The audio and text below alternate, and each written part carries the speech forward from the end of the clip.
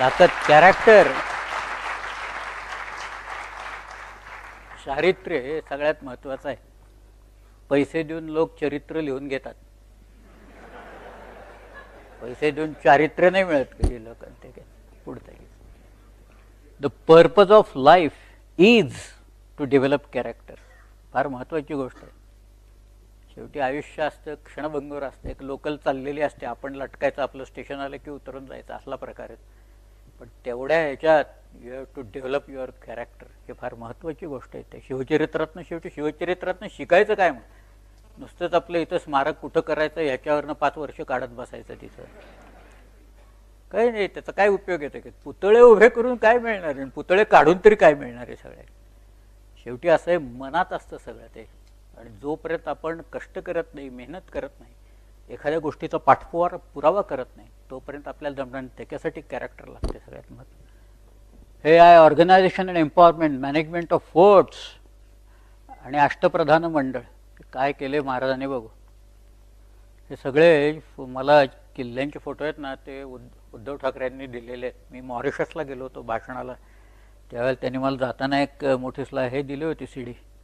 हा राजगड आहे, ही आहे सुवेळा, ही सुवेळा इकडं माचे, ही संजीवनी आहे, इकडं पद्मावती, आणि हा बालेकिल्ल्यावरचा हा गुंजन दरवाजा आहे. आणि तो कसा कड्याच्या टोकावर आहे बघा. मी एक आपला साधा हिशोब काढला होता. म्हटलं आपल्या या डेक्कन ट्रॅप जो आहे सगळा बॅसॉल्ट आहे, या बॅसॉल्टचं जर का आपण स्पेसिफिक ग्रॅव्हिटी जर का काढली तर 2.7 आहे ती. आता काही ठिकाणी जांभ्या दगड आहे, काही ठिकाणी अगदी ॲव्हरेज धरा म्हटलं 1.7 धरून काढू. किती दगड लागला या किल्ल्याला, राजगड बांधायला? तर साधा हिशोब मी काढला तर 3.5 लाख टन दगड लागलेला आहे. कुठनं आणला मार्ग नाही कळायला. तिथं काही माइन्स नाही आहेत, दगडाच्या खाणीबिणी काही कुठं दिसत नाही आहेत, काही सगळ्या काही. मग दगड आणला कुठनं, घडवला कसा? पण गंमत आहे, एक सर्जाराव जेधे जो आहे कान्होजींचा मुलगा, त्याचं काही राजपुतांचं भांडण झालं होतं. तर तो म्हणतोय की तुम्ही येऊन माझी क्षमा मागितली नाही तर मी राजांना सांगेन, स्वामींना सांगेन, मी शिवाजी महाराजांना सांगेन, मग ते तुम्हाला राजगडला नेऊन दगड ओढायला लावतील म्हणून असं त्यांनी लिहिले तिथे सगळ्या काही. म्हणजे राजगडला नेऊन दगड हे ओढायची शिक्षाच होती पूर्वीच्या ह्याच्यातनं. पण इथं 3.5 लाख टन दगड लागलेला आहे, कुठनं आणाय माहीत नाही. 24 वर्ष या किल्ल्यावर शिवाजी महाराज राहिले कोणत्या काय. पण त्या किल्ल्याचं मगाशी मी सांगितलं, एक किल्ला घेतला ना की त्या किल्ल्याचं भवताल हा सगळा तो किल्ला कंट्रोल करतो. त्या किल्ल्यावर धान्य चढवावं लागतं नेहमी, रसद जी असते त्याच्यासाठी कोठारा असतात, सगळ्या किल्ल्यांच्यावर मोठी कोठारा असतात. आणि साधारणपणे पूर असं नाव असतं तिथं. त्या सिंहगडच्या इथं कोंढणपूर आहे, पुरंदरच्या इथं पूर नावाचंच गाव होतं, तर त्याचं नारायणपूर असं झालेलं आहे. पन्हाळा पाहिलं तर कोल्हापूर ही तिची पेठ आहे, विशाळगड पाहिलं तर मलकापूर ही तिची. अशा त्या किल्ल्यांच्या पूर नावाच्या गावातनं सगळी रसद येते. मग माणसं निवडायची सगळी, आणि ती चंगेभंगी नकोत. म्हणजे जर का हवालदार, म्हणजे किल्ल्याचा जो किल्लेदार असेल, म्हणजे महाराजांच्या त्या आज्ञापत्रात आहे की जर का त्यांनी फितुरी केली असा संशय जरी आला नुसता, तरी त्याला कुटुंब कबिल्यासकट पकडून आणायचा, आणि त्याचा गुन्हा साबित झाला तर त्याचं मुंडकं मारायचं आणि ते गडोगडी फिरवायचं सगळ्या ह्याच्यातनं. एकही माणूस फितूर झाला नाही शिवाजी महाराजांचा त्यांच्या आयुष्यात. काय भयंकर शिक्षा आहेत या सगळ्याकडून. हात मला तर सारखे आपले महाराज दिसत आहेत तिथे, लोक आपल्या लोकांनी चित्र काढले, ते बसलेत आपल्या सिंहासनावर, त्याला वेळ नाही त्या माणसाला. 18,306 दिवसांचं आयुष्य आहे, त्यातलं 1/3 सोडून देऊ. परंतु बाकी ऐक्यात ते काय करत बसलेत, याचा गुन्हा साबित झाला का तोड त्याचे हात, याचं काय झालं मार त्याचं मस्तक. आता काही इलाजच नव्हतं हो काही करायला.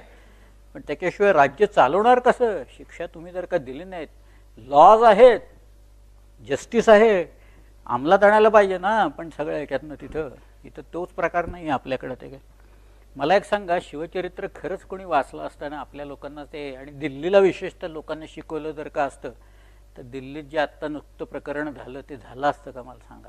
शक्य नाही येते त्याच्यातनं, ते अत्यंत अशक्य आहे. शिवाजी राजांच्या त्या सगळ्या ह्याच्यात एवढी जरब बसली होती त्या राजाच्या पाटलाच्या नंतर. लोकांनी किरकोळ गुन्हे केले नाही अशातला भाग नाही, पण शिक्षा ताबडतोब. डोळे काढायचे, हात तोडायचे, मस्तक मारायचे, याच शिक्षा त्याच्यात.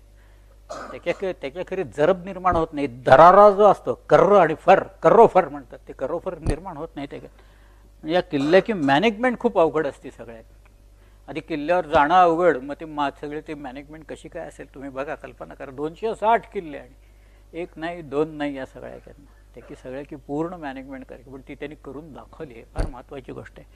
पुढची घेऊ आपण की अष्टप्रधान मंडळ नेमलं. हे काही साधं नाही. अष्टप्रधान शिवाजी महाराजांची जे होते ते प्रत्येक माणूस केपेबल आहे त्या सगळ्यातलं डिसिजन घेण्यात आणि त्याच्या प्रत्येकाच्या कामात तो केपेबल आहे. पण शिवाजी महाराजांनी ज्यावेळेला राज्याभिषेक झाला त्यांना, तर त्यावेळेला त्यांना कळून आलं की आपली भाषा जी आहे मराठी, ही भाषा यावनी भाषेत लुप्त होत चाललेली आहे. म्हणून त्यांनी रघुनाथपंत हणमंत्यांना बोलावलं आणि त्यांना सांगितलं आपली भाषा लुप्त होतीये. रघुनाथपंत हणमंत एक वकील होते, फार उत्कृष्ट वकील होते. फॉरेन अफेअर्स हे शिवाजी महाराजांचे सगळे बघायचे ते त्याच्यात, मिनिस्टर फॉर या सगळ्यात. पण त्यांना बोलावलं आणि सांगितलं की भाषा आपली लुप्त होतीये, तर तुम्ही त्या यावनी शब्दांना पर्यायी प्रतिशब्द काढा. म्हणून धोंडीराज लक्ष्मण व्यास याला बरोबर घेऊन 1400 शब्दाची डिक्शनरी निर्माण केली, ज्याला राजकोश असं म्हणतात. किल्ला आपला शब्द नाही, अरेबिक येतो कला, त्याला म्हणून शिवाजीराजांनी दुर्ग, खंदक त्याला परिखा, रेवणी याला परिखा, वलयम, बालाई किल्ला, बाला म्हणजे वरचा, तर त्या बालाई किल्ल्याला आदित्यका असं त्यांनी नाव दिलेलं आहे. माची असते त्याला उपत्यका. ही सगळी नावं वेगवेगळी शिवाजी महाराजांनी डेफिनेशन्स ते तयार केल्या. 1400 शब्दांचा कोश निर्माण केला. कोश निर्माण करणारे शिवाजीराजे पहिले आहेत ते. एवढंच नव्हे, त्यांनी बाळाजी आवजीला बोलावलं, बाळाजी आवजीचं, आणि त्याला सांगितलं की आपले पत्रांचे प्रकार किती आहेत, म्हणजे खुर्दखत आहेत, कौलनामे आहेत, मजरनामे आहेत. तो म्हणाला 80 प्रकार आहेत. ते म्हणाले सगळ्याचे मायने लिहा. नाही तर शिवाजी महाराजांची पत्र कशी जायची माहिती आहे का? अतरक्त खाने राजश्री शिवाजीराजे दाम दौलत हो व ब जानिब कारकुनान हाल व इस्तकबाल बिदा नत की शूर सन सभा अरबैन व हाल. काही कळते का बघा? काय कळणार नाही. इज्जत व रफत दस्तगावा शुजात व शामत इंतिबा व इकबाल व इजलाल हमरा सैद आजम सैद सुलतान अज ई शिवाजी राजा सलाम सलामती अंजाम मोहुवल मुराद. काही कळणार नाही. पण जेव्हा हे ट्रान्सफॉर्मेशन घडवलं, त्यांनी मायने काढले, त्याला स्वस्ती श्री राज्याभिषेक शोक 3 नलसंवत्सर वैशाख बहुल द्वितीय इंदू आसरे ये दिनी क्षत्रिय कुलावतंस श्री राजाशिव छत्रपती यांनी आज्ञा केली ऐसी जे, अशी पत्र जायला लागली. काहीतरी कळण्या इतपत जायला लागली म्हणजे त्याच्यात. पण हे ट्रान्सफॉर्मेशन करणं, आणि आता ओरडतायत लोक, ही तर शिवाजी महाराज इथंच झाले ना, शिवाजी महाराजांनी आपली भाषा जगवली ना सगळ्याच्यातनं, आणि आता मराठी शाळा ओस पडत चाललेल्या आहेत त्याच्यात. रोज काहीतरी चाललंय. साहित्य संमेलनात कर्णबधिर लोकांना ब्रेल लिपी आणू हे शिकवावी म्हणून आत्ता ठराव झाला आहे तिथे. ते अहो, ती डोळा नसलेल्या लोकांच्यासाठी असते तिथे, यांना दिसत नाही त्यांच्यासाठी ब्रेल आहे. कर्णबधिरांना वाचता येतं म्हणून त्याच्यानं ते, त्याच्यासाठी ब्रेल कशाला पाहिजे? हे आमचे साहित्यिक आहेत सगळे चालले. याला पहिल्यापासून मी उरूस असं म्हणत आलेलो आहे त्या साहित्य संमेलनाला. उरूस, ते मोठा उरूस चालतो तिथे सगळ्या, दरवर्षी चालतो सगळ्यांची. तर हे पण त्यांनी एक ऑर्गनायझेशन निर्माण केली सगळ्यांच्या. त्यांनी ड्युटीज डिफाईन केल्या प्रत्येकाच्या. कुणी शिक्के कुठं उमटवायचे कुठल्या पत्रावर हे डिफाईन केलं शिवाजीराजे. पत्रांचे मायने डिफाईन केले. म्हणजे मराठीत पत्रलेखन शास्त्र जेवढं पुढं गेलेलं आहे तेवढं मला नाही वाटत कुठं असेल म्हणून. म्हणजे तुम्ही एक कागद जर का घेतलात आणि त्याला इमॅजिनरी 8 कॉलम्स उभे केले, तर त्याला सबंध रेग म्हणतात. म्हणजे सगळी रेग 8 कॉलम 7 असेल, आणि मग 6 कॉलमची रेग, 5 कॉलमची रेग, 4 इकडची 4 इकडच्या, याला दफाते रेग, दफे रेग, दफाते रेग, सबंध रेग, जिल्हा रेग, मजर रेग, असे त्या रेघावरनं डॉक्युमेंट काय ते कळतं आपल्याला. त्याच्यात लेखन प्रशस्ती म्हणून राजवाड्यांचा अप्रतिम आर्टिकल आहे का. आणि हे एवढं डेफिनेशन कोणी केलेलं नव्हतं, ते शिवाजी महाराजांनी इथं केलं. Doing should not be confused with getting done. म्हणजे शिवाजीराजांनी कशासाठी केलं? या लोकांच्याकडनं काम करून घेण्यासाठी केलं. नाही तर सगळे लोक मी करतो म्हणून खांद्यावर घेतात आणि एक ना धड 12 चिंध्या. तसं नाही आहे. Not only do it, should not be confuse with getting done. You must get the work done from your subordinates. You must form a team first. You define a team. तुम्ही त्यांना जॉब द्या, तुम्ही त्यांना deadlines द्या, आणि मग त्यांच्याकडनं काम करवून घ्या सगळ्या. हे फार महत्त्वाच्या गोष्टी. शिवाय त्याच्यातल्या पत्रातली अनेक वाक्य आहेत. आपण पुढचं बघू काय. No compromise on core values, disobedience, Mankoji 10 तोंड, ट्रिकेरी, खंडोजी खोपडे. बघूया काय. हा शिवाजी महाराजांचा पहिला सरनोबत होता. माणकोजी 10 तोंडे घोडदळाचा होता. तो घोडदळाचा आणि पायदळाचा वेगवेगळे सरनोबत असतात. मला एक मोडीतला कागद मिळाला, तो आजवर काही कोणी वाचलेलं नाही, कारण सगळ्यांनी माणकोजी 10 तोंडाची, बाबासाहेबांनी त्याच्या रिटायरमेंटचं करून पेन्शनचं चालू केले त्यांचे शिवचरित्र. पण तसं नाही आहे. त्या कागदात असं लिहिले, माणकोजी 10 तोंडे सरनोबत हुकूम मानीनासे झाले, म्हणून राजगडाखाले शिवपट्टण येथे हातपाय तोडून मारले, असं लिहिले. ते काय सरनोबताला मारलो ते ऐकेन असं झाला तो. म्हणून राजगडच्या खाली तिथं पाल बुद्रुक नावाचं गाव आहे, तिथं शिवाजीराजांनी एक पेठ वसवली होती, त्याचं नाव शिवपट्टण. खेड शिवापूर नाही बरं का ते, हे वेगळं आहे. राजगडचे आयन पाठ्याविषयी येते, खूप उल्लेख आहेत शिवपट्टणचे. पण त्याला शिवाजीराजांनी इथं मारला. No compromise on core values या सगळ्याच्यातला. आणि दुसरा जो आहे की याने फितुरी केली खंडोजी खोपड्यांनी त्या अफजल खानाच्या वेळेला, याला मदत केली होती शिवाजीराजांनी. हा उतरोळीचे देशमुखीबद्दल, या भोरच्या जवळ उतरोळी म्हणून गाव आहे बघा, तिथले जे उतरोळीचे देशमुखीबद्दलचा वाद चालला होता. शिवाजी महाराजांनी याला मदत केली, पण एवढं असून ती मदत मनात न आणता हा माणूस अफजल खानाला जाऊन मिळाला. आणि मग तो नंतर मुजऱ्याला यायला लागला. त्याची रद्दबदली कान्होजी जेध्याने केली, पण तरीसुद्धा शिवाजीराजांना डाचत होतं की यानं फितुरी केली आहे, याला शिक्षा तर झालीच पाहिजे. आणि कान्होजींनी रद्दबदली केली, म्हणून एक दिवस हा आला असताना महाराजांनी त्याचा एक हात आणि एक पाय तोडून टाकला तिकडे. मग कान्होजी आला ओरडत, कान्होजी जेधे ओरडत आले की मी रद्दबदली केली असताना तुम्ही कशाला याला अशी शिक्षा केली.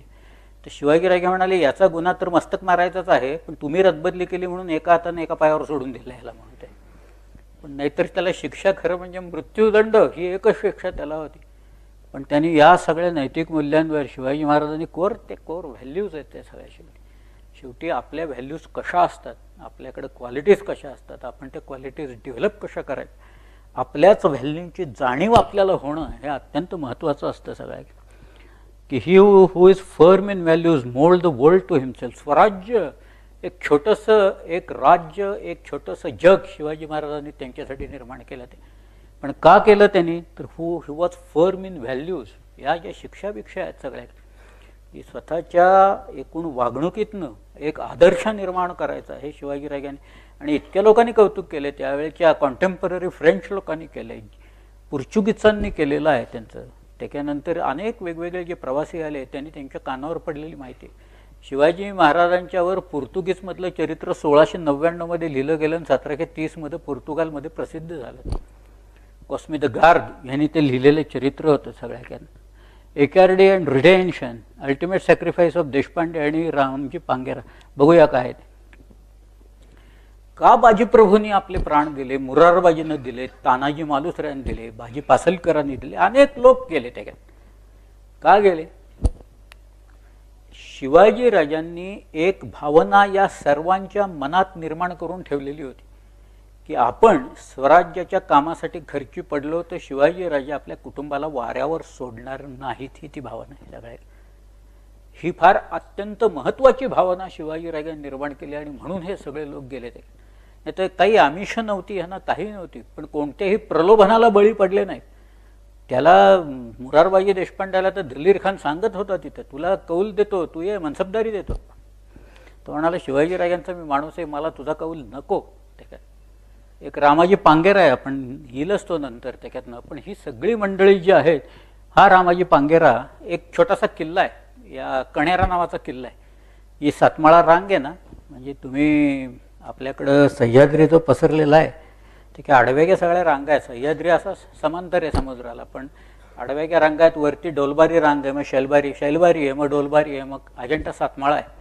अगदी आचल्यापासनं ती अंकाई टंकाईपर्यंत जाते. म्हणजे आचला आहे, अहिवंत आहे, वणी आहे, रवळा आहे, जवळा आहे. तिथे कणेरा म्हणून एक किल्ला आहे. पुढे धोडप आहे, कांचन आहे, त्याच्यानं राजधैर आहे, कोळधैर आहे, चांदवड आहे, अंकाई आहे, टंकाई, अनेक किल्ले आहेत त्या सगळ्या. त्याच्यात कणेरा किल्ल्यावर हा होता. आणि कणेराला परत दलीर खानाचा वेढा बसलेला होता. दलीर खानाचा वेढा असताना हा वर्ण रामाजी पांगेरा तरुण मुलगा होता.